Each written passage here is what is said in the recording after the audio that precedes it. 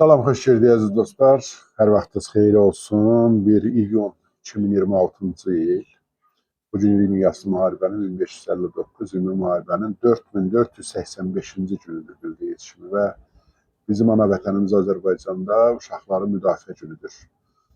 Amma bildirim ki, Sovetlər dövründən qaldığına görə Ukraynalı bu bayramı keçiriblər iyul ayının birinə. İyunun biri Ukraynada valideynlər günüdür. Yəni, valideynləri, övladları, çünki inşallah həmin balacalar da haçansa özləri valideyn olacaqlar. Təbrik edirik. Və əziz dostlar, biləsiniz ki,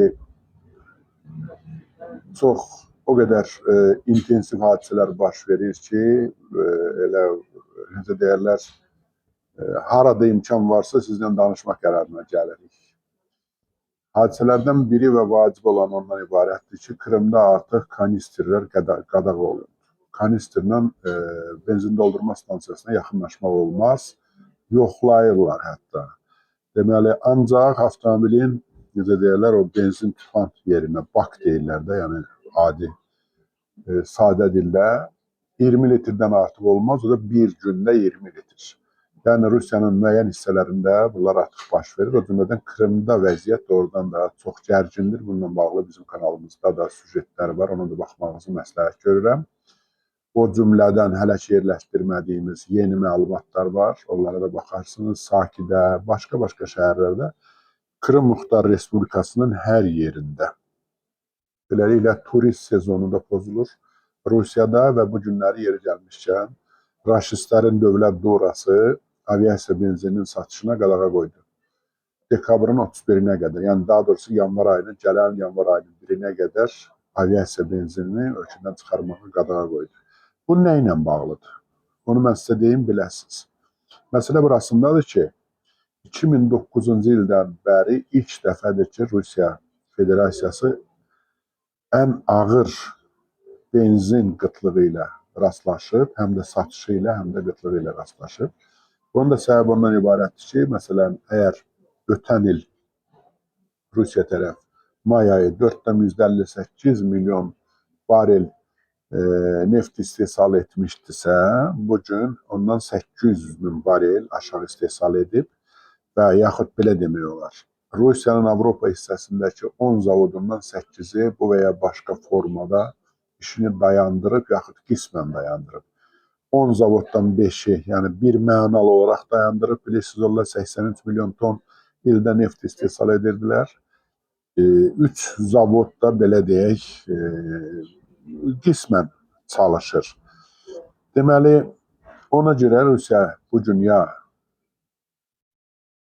neft məhsullarının, yəni yanacağı ya almalıdır, bunun başqa əlacı yoxdur, ya da çoxlu satmalıdır ki, əlavə satmalıdır. Problem burasındadır ki, ən böyük problem burasındadır ki, Ukrayna tərəf təkcə zavodları vurmur, həmin zavodların məhsullarının yükləndiyi terminalları da sıradan çıxarıb, özünün də gözü qarşısında Tuapsedə, Novorossiyskdə, Primorskda, Uslugada və digər Fin körfəzində daha bir, belə deyək, neft doldurma terminalı və digər ərazilərdə, belə deyək, Rusiyanın Avropa hissəsində, müvəqqəti Rusiya imperiyasının Avropa hissəsində bununla bağlı böyük problem var. Və bəzən dostlarımız deyirlər ki, Amerika Birləşmiş Ştatları Rusiyaya icazə verib, hansısa nefti satsın. Belə deyil bu, yəni biləsiniz. Belə deyə, amma orada şərtlər var. Şərt də bundan ibarətdir ki, Amerika Birləşmiş Ştatları İsrail cütlüyünün İrana qarşı başladığı əməliyyatlara qədər doldurulmuş tankerlərin nefti boşaldılmalıdır və onun satışına icazə verilir. Bunun əlavəsinə, deməli, əziz dostlar, icazə verilmir. Odur ki, axşam görüşümüzdə biz sizlə bunların bütün təfərrüatların, bütün xırdalıqların, deməli, bir daha analiz edəcəyik. Çünki bu günləri məlumatlar gəlir. Putin Paşinyana zəng edib, erməniləri deyəsən Rusiyadan qovurlar. Bax, belə o qədər qəribə, o qədər qeyri-ardıcıl, o qədər belə tamamilə, belə deyim də, nə hissi deyirlər ona, reallıq hissini itirmiş biz bir Rusiya imperiyası ilə, onun rəhbərliyi ilə üz-üzə qalmışıq. Aydındır ki, bizim kəşfiyyat orqanlarımız, Rusiyanın daxilindən verilən məlumatlar, yaxud qərb kəşfiyyatları da bildirirlər ki, Rusiya bu çabaladığı günlərdə, Rusiya böldüyü günlərdə, Rusiyanın, mən hər zaman deyirəm sizə, o çürümüş dişlərinin çəkildiyi günlərdə təbii ki, hansısa qəzalar törətmək, katastrofalar etmək, nələrsə etmək istəyindədir. Amma sizə əmin eləyirəm, əziz dostlar, özünüz də görürsünüz, mən bir dəqiqə Kiyevin ən mərkəzi yerlərindən birində oturmuşam. Burada tam sakitçilik, hər kəs öz işi ilə məşğuldur və insanlarda əminlik ondan ibarətdir ki, Ukrayna tərəf müharibəni udur.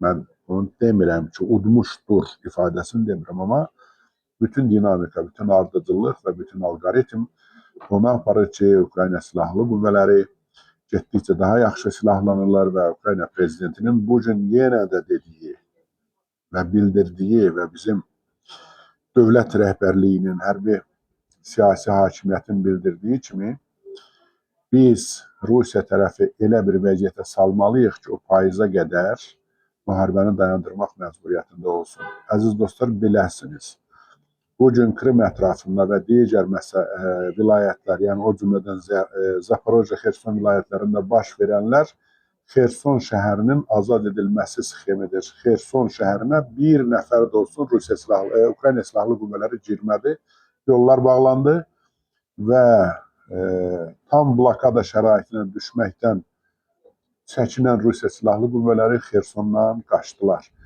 Eyni məsələ bugün Krım ətrafında baş verir. Biz bununla bağlı dəfələrlə danışmışıq. Axşam efirimizdə inşallah bütün bu mövzulara ətraflı toxunacağıq. Yeri gəlmişkən axşam efirimizdə sağ olsun dostumuz, dəyərli polkovnikimiz, müharibənin 80-ci illərin sonundan Azərbaycan ordu quruculuğunda iştirakçı olandan bunun şahidiyəm.